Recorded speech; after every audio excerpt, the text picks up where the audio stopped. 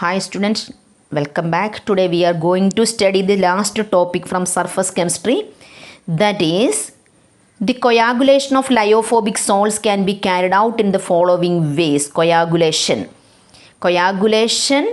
the process of settling of colloidal particle is called coagulation or precipitation of the salt. First method, electrophoresis. The colloidal particle move towards the oppositively charged electrode, get discharged and precipitated. കണ്ടോ, നമ്മുടെ colloid particles ഓപ്പോസിറ്റിൽ charge ഇലക്ട്രോഡ്സിലേക്ക് move ചെയ്യുന്നു, അവിടെ ചെന്ന് discharge ചെയ്തിട്ട് precipitate ചെയ്യും. Charge നഷ്ടപ്പെട്ടാൽ അപ്പോൾ അത് പ്രിസിപ്പിറ്റേറ്റഡ് ആവും. ഓക്കെ, അതാണ് by electrophoresis. By mixing two oppositely charge sols. നമുക്കറിയാം oppositely charge sols when mixed in almost equal proportions neutralize their charges and get partially or completely precipitate. Charge പോയാൽ partially or completely precipitated ആയിരിക്കും.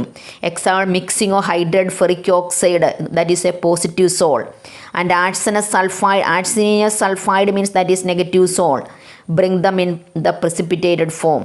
This type of coagulation is called a mutual coagulation. കണ്ടോ, ഒരു പോസിറ്റീവും ഒരു നെഗറ്റീവും mix ചെയ്താൽ coagulation നടക്കും. So that is known as mutual coagulation. Equal amount mix ചെയ്യണം. By boiling, when a salt is boiled, the adsorbed layer is disturbed due to increased collision with the molecules of the dispersion medium. നമ്മൾ constant ആയിട്ട് boil ചെയ്ത് കഴിഞ്ഞാൽ the adsorbed ലെയറിന് disturbance ഉണ്ടാകും due to increased collision. Okay, this reduces the charge on the particle and ultimate leading to settle down in the form of a precipitate. Next, by persistent dialysis. Prolonged dialysis ചെയ്ത് കഴിഞ്ഞാൽ traces of electrolyte present in the sol are removed. നമ്മൾ പറഞ്ഞു സോളിൻ്റെ സ്റ്റെബിലിറ്റിക്ക് traces of electrolyte necessary ആണെന്ന് പറഞ്ഞു. പക്ഷേ നമ്മൾ പ്രോലോങ്ഡ് ഡയാലിസിസ് ചെയ്താൽ ആ ട്രേസസ് ഓഫ് ഇലക്ട്രോലൈറ്റും സോളിൽ നിന്ന് റിമൂവ് ആയിക്കഴിഞ്ഞാൽ these colloids become unstable and ultimately coagulate. Unstable ആയി പോവും, അൾട്ടിമേറ്റ്ലി കൊയാഗുലേഷൻ നടക്കും. ഇനി by addition of electrolyte. When excess of an electrolyte is added, electrolyte traces മതി, എക്സസ് ആഡ് ചെയ്ത് കഴിഞ്ഞാൽ the colloidal particles are precipitate. The reason is that colloids interact with ions carrying charge opposite to that present on themselves. അപ്പം നമ്മുടെ കൊളോയിഡ്സിനകത്തുള്ള opposite ചാർജുമായിട്ട് ഇലക്ട്രോലൈറ്റിലുള്ള the reason is that colloids interact with ions carrying charge opposite to that present in the electrolyte. This causes neutralisation leading to their coagulation. The ion responsible for neutralization of charge on the particle is called coagulating ion. The ion responsible for the neutralization of charge on the particle is called coagulating ion. A negative ion causes the precipitation of positively charged sol. ഒരു positively charged സോളിൻ്റെ പ്രിസിപ്പിറ്റേഷന് negative ion ആണ് use ചെയ്യുന്നത്. അതുപോലെ തന്നെ ഒരു negatively charged സോളിൻ്റെ പ്രിസിപ്പിറ്റേഷന് positive ion ആയിരിക്കും use ചെയ്യുന്നത്. The greater the valency of the flocculating ion added, the greater the valencies of the flocculating ion added, the greater the valencies of the flocculating ion added, greater is its power to cause precipitation. കണ്ടോ, this is known as Hardy-School's rule. The greater the valencies of the flocculating ion added, the greater is its power to cause precipitation. This is known as Hardy-School's rule. In the coagulation of a negative salt, the flocculating power is in the order Al3+, Ba2+, and Na+. Order ശ്രദ്ധിക്കുക. Okay. The coagulation of a negative salt, the flocculating ion positive ആയിരിക്കും. അതിൻ്റെ order ശ്രദ്ധിക്കുക. Greater the valency ശ്രദ്ധിക്കുക. Greater valency ഉള്ളതായിരിക്കണം flocculating power കൂടുതലുള്ളത്. Similarly coagulation of positive sol, the flocculating power is in the order. കണ്ട, ഏറ്റവും കൂടുതൽ negative charge ഉള്ളത് 4-, 3-, 2- ആൻഡ് Cl-. ഓക്കെ, ഇതൊക്കെ കറക്റ്റായിട്ട് എൻ്റെ ഓർഡർ കാര്യങ്ങളെല്ലാം പഠിച്ചു വെക്കണം കേട്ടോ. The minimum concentration of an electrolyte in millimoles per litre required to cause the precipitation of salt in 2 hours is called coagulating volume. the minimum concentration of an electrolyte in millimoles per liter. കേട്ടോ, minimum concentration of an electrolyte in millimoles per litre required to cause the precipitation of a salt in 2 hours. That is called coagulating value. The smaller the quantity needed, the higher will be the coagulating power of an ion.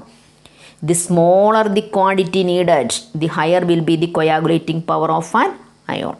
Correct പഠിക്കുക കേട്ടോ. Coagulating value, Hardy Schulze rule, order എല്ലാം കറക്റ്റായിട്ട് പഠിച്ചിരിക്കണം. Okay. Then next coagulation of lyophilic sols ആണ്. Lyophilic സോൾട്സിൻ്റെ coagulation. There are 2 factors which are responsible for the stability of lyophilic salts. These factors are charge and solvation of the colloidal particles. There are 2 factors which are responsible for the stability of lyophilic salts. These factors are the charge and solvation of the colloidal particle. When these 2 factors are removed, a lyophilic salt can be coagulated. കണ്ടോ, ചാർജും solvation എഫക്റ്റും ഇത് രണ്ടും remove ആയാൽ lyophilic salt coagulate ചെയ്യും. This is done by adding an electrolyte or by adding a suitable solvent. Okay, when the solvents such as alcohol and acetone are added to hydrophilic salts, the dehydration of the dispersed phase occurs. Under this condition, a small quantity of electrolyte can bring about coagulation.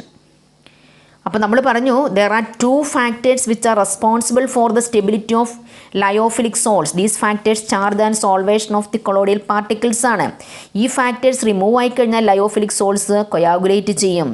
നമ്മൾ adding and electrolyte add ചെയ്ത് കൊടുത്താൽ മതി, അല്ലെങ്കിൽ suitable solvent add ചെയ്ത് കൊടുത്താൽ മതി. ഇനി protection of colloids ആണ്. Lyophilic sols are more stable than lyophobic sols. Lyophilic sols കൂടുതൽ സ്റ്റേബിളാണ് ആരേക്കാളും? ലയോഫോബിക്കിനേക്കാളും. This is due to the fact that lyophilic colloids are extensively solvated. Means colloidal particles are covered by a sheath of liquid in which they are dispersed. അപ്പോൾ lyophilic sols already protected ആണ്. അവർ extensively solvated ആണ്. Means ആ colloidal പാർട്ടിക്കിൾസിനെ lyophilic സോൾട്സിലെ lyophilic sols are covered by a sheath of liquid. ഒരു sheath of liquid വെച്ച് അവിടെ ഓൾറെഡി കവേർഡ് ആണ്, അതുകൊണ്ട് അവിടെ ഓൾറെഡി പ്രൊട്ടക്റ്റഡ് ആണ്. Lyophilic colloids have a unique property of protecting lyophobic colloids. കണ്ട, ലയോഫിലിക് കൊളോയിഡ്സിന് ഒരു യുണീക്ക് പ്രോപ്പർട്ടി ഉണ്ട്, ലയോഫോബിക് കൊളോയിഡ്സിനെ പ്രൊട്ടക്റ്റ് ചെയ്യുക എന്നുള്ളത്. ഓക്കെ.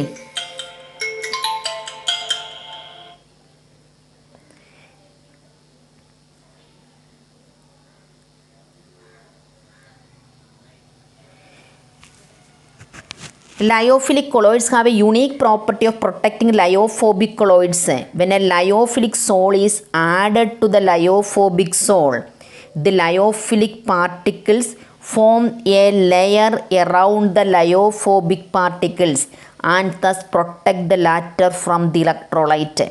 അപ്പം ലയോഫിലിക് കൊളോയിഡ്സിന് ഒരു യുണീക്ക് പ്രോപ്പർട്ടി ഉണ്ട് ലയോഫോബിക് കൊളോയിഡ്സിനെ പ്രൊട്ടക്റ്റ് ചെയ്യുക എന്ന് പറയുന്നത്. പിന്നെ lyophilic sol is added to the lyophobic soul.